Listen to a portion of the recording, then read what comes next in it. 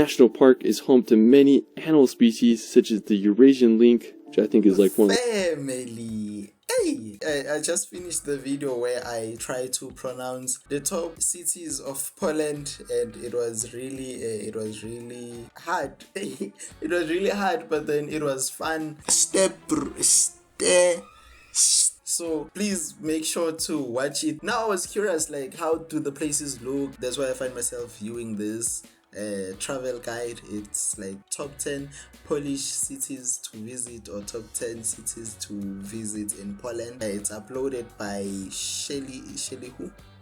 Ryan Shelley. So yeah, let's get to it and see. Who knows, maybe one day I'm gonna visit one destination, 2, 3, 8, I don't know.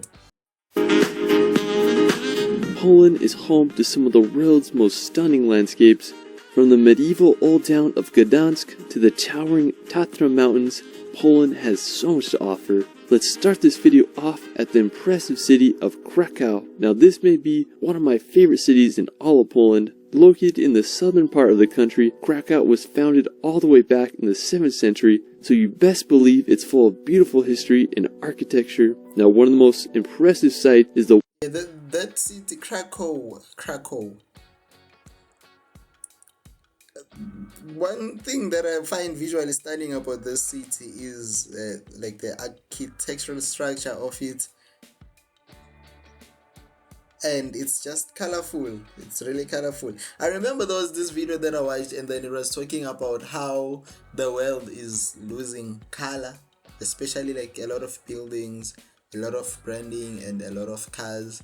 They revert to like the dim colors, like the grayish, maybe one white will pop up there, but then that really colorful yellow, red, purple, orange, and all that is kind of like getting consumed. So if you see a city as bright as this one, it's visually appealing. full of beautiful history and architecture. Now one of the most impressive sites is the Wawel Royal Castle. It was built during the 14th century and was the first UNESCO World Heritage Site. It features architectural styles from the medieval, Renaissance, and Baroque periods. Now from the castle you can make the short 10-minute walk to the main square. This dates all the way back to the 13th century and was the largest medieval town and squares in all of Europe, which is pretty crazy. I mean, it's crazy. What's that space for? Do they get like to do maybe gatherings or what? Because it's really a large space right here.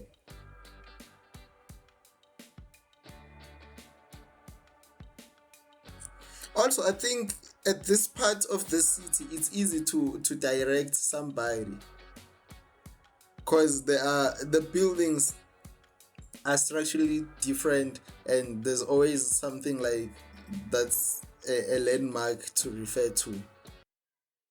It's just fascinating to think of all the history that took place here. Now in the corner of the square is the St. Mary's Basilica, which was built back in the 14th century, and it's a perfect example of Polish Gothic architecture. Another interesting feature of Krakow is the Kosciuszko Mound. It's an artificial hill that was modeled after other prehistoric mounds in the city. It was built in 1823 to commemorate the national hero named Tadeusz Kosciuszko. The mound is 112 feet high, and was he a king or a warrior? Tanesho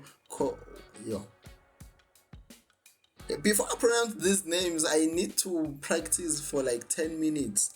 Kosciuszko, the mound is 112. What is this thing?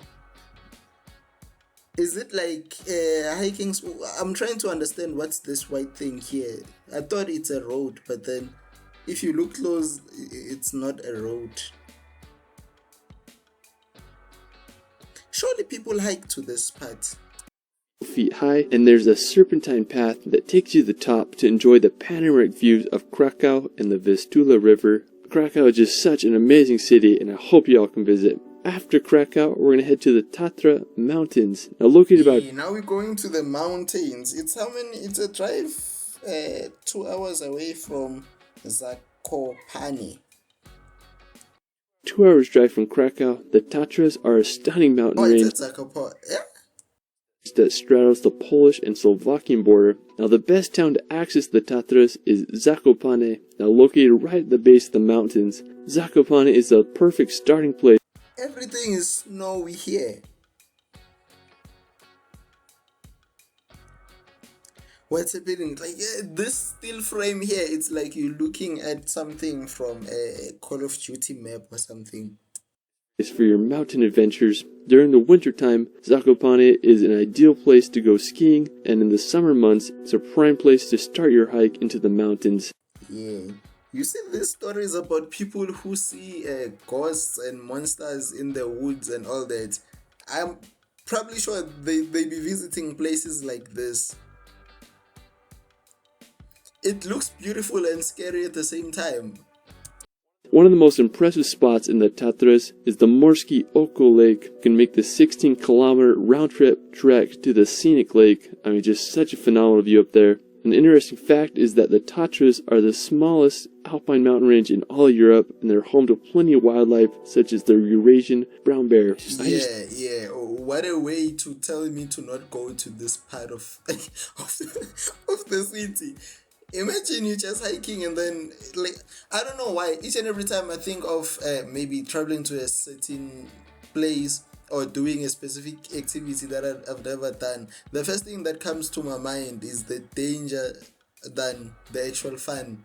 So a way that my decision is influenced by that, then maybe I'll eventually go or that. So now there's a bear at the back of my mind. If I ever go to a place like this, if maybe I'm walking and then something makes a sound, the first thought that's gonna strike me is, yeah, that's that bear that I saw.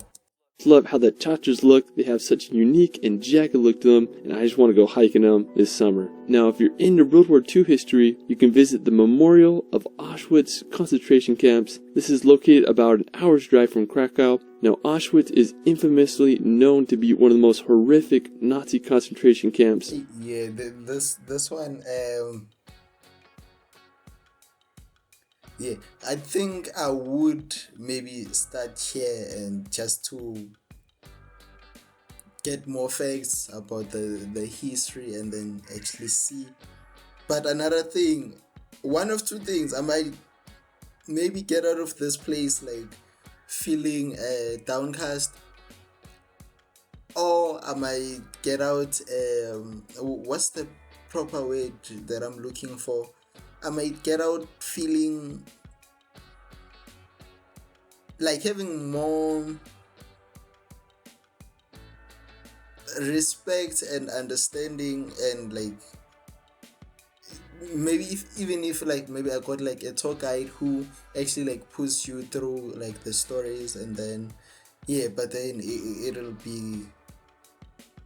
it'll mess up my mind to some extent. I don't have like the proper term for that, but then it's going to mess up my mind a bit.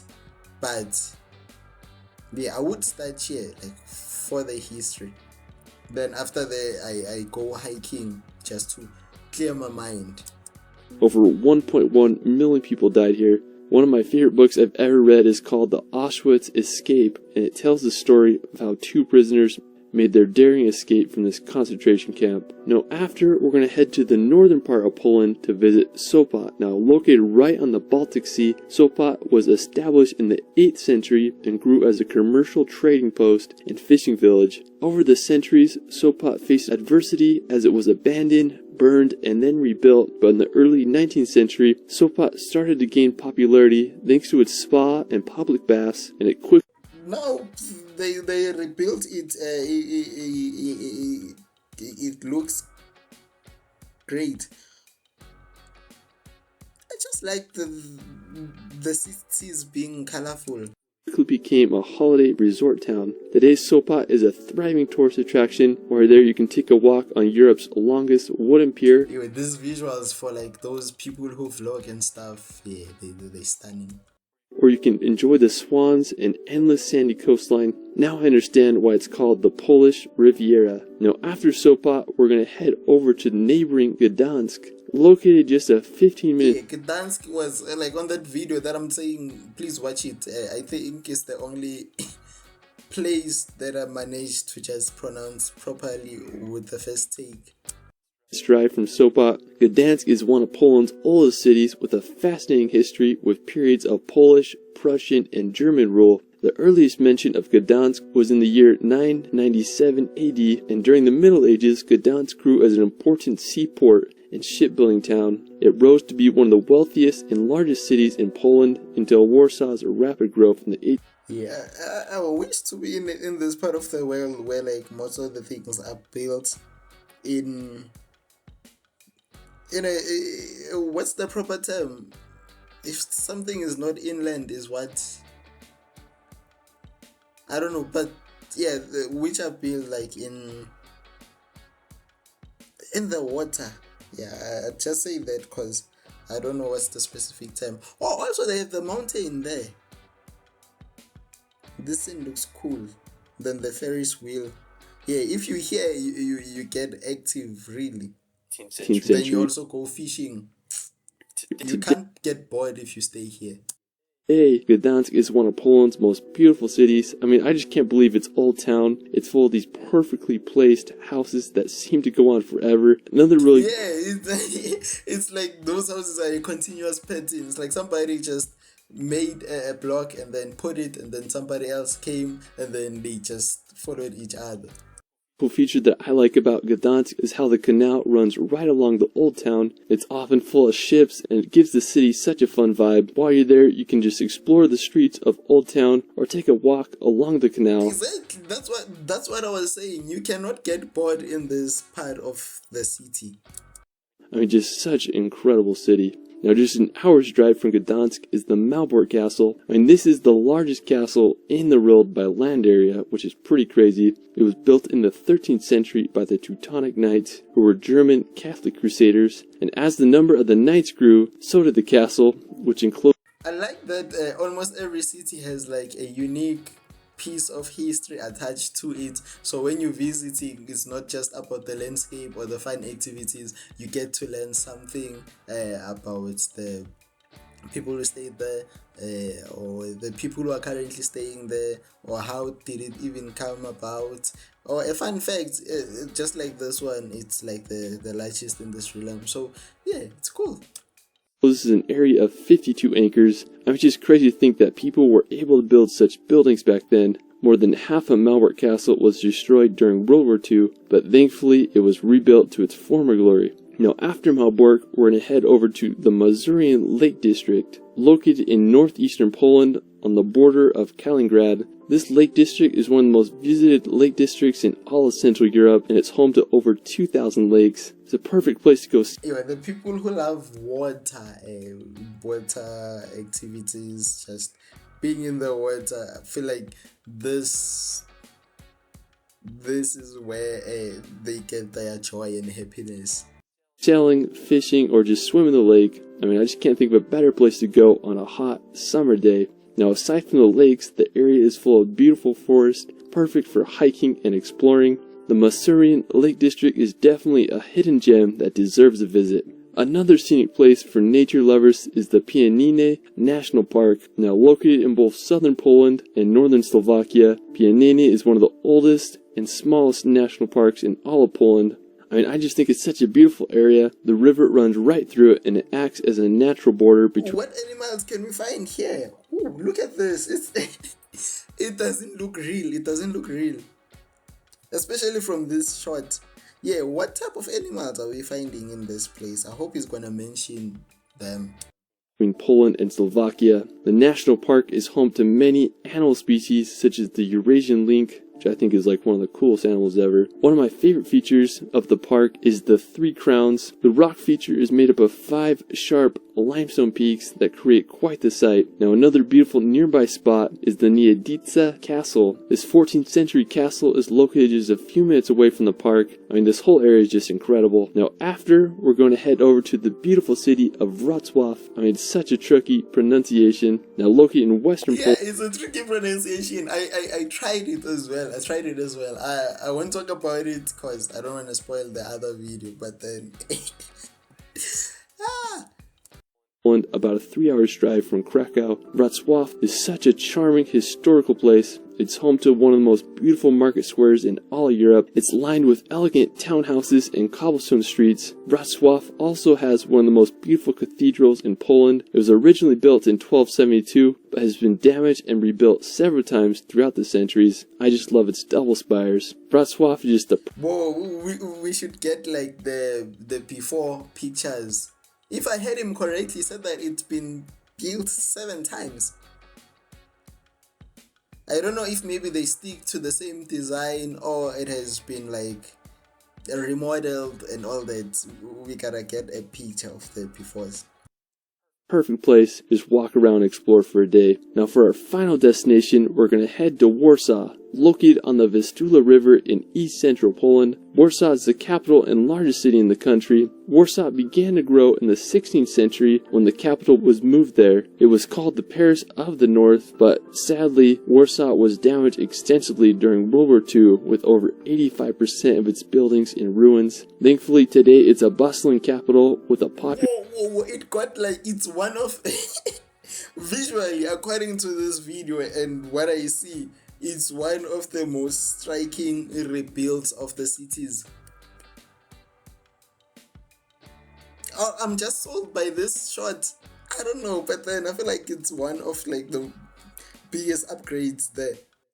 Population of 1.8 million. One of my favorite buildings of the city is the Palace of Culture and Science at 778 feet tall. It's the 5th tallest building in the EU. The crowning feature of the city is Warsaw's Old Town. It was established during the 13th century and is full of history and medieval architecture. Like the main part of the city, the Old Town was almost completely destroyed during World War II, but it was miraculously restored and was made a World Heritage Site in 1980. When you're there, you can just explore the square and marvel at all... Like these patterns, patterns and the way these buildings follow each other, I think like it's one thing that's prominent with these Poland cities. Even though this one there at the back, you can see like the modern touch of the architectural structures, but I'm more impressed by these ones because the ones at the back, the modern ones, it's like I always see this stuff around. The history that took place in this medieval old town. Well, that is it for my Poland top 10. Let me know where your favorite place is in Poland in the comments below. I also... Yeah, even me too. Please let me know what are your favorite places. Maybe you even stay in one of these places. Who knows?